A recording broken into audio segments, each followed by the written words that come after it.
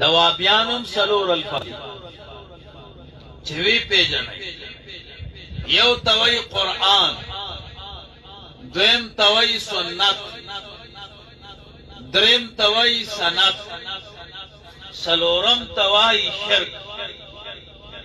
کله کچا درته ووي مولانا صاحب ته چې دا عمل کې دا قرآن کریم کې شته که نه، دا 25% وابي دی.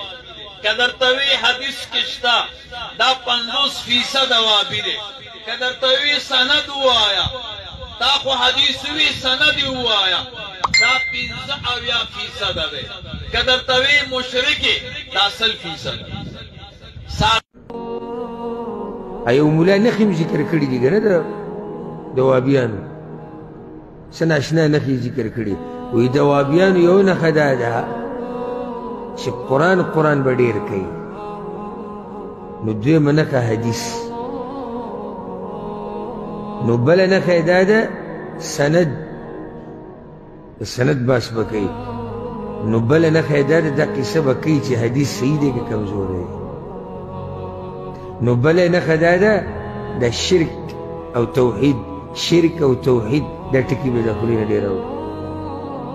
نو ما یې څه ښایسته نښې دي ذکر کړي. فخر دی زموږ دپاره په دې نښو باندې چې قرآن او حدیث وایي، او حدیث دپاره سند غواړي، او سند صحیح غواړي، او توحید د الله بیانې او رد په شرک باندې کوي.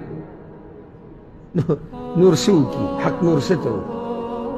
او دا هغه حق دی چې الله د دې بعضو باطل پرستو په دې خوله باندې جاري کړي، د دې دپاره چې دا حق پې الله زورور کړي او مخکې کړي. اوس دا دې د وابیانو صفت کوي که بدې وایي؟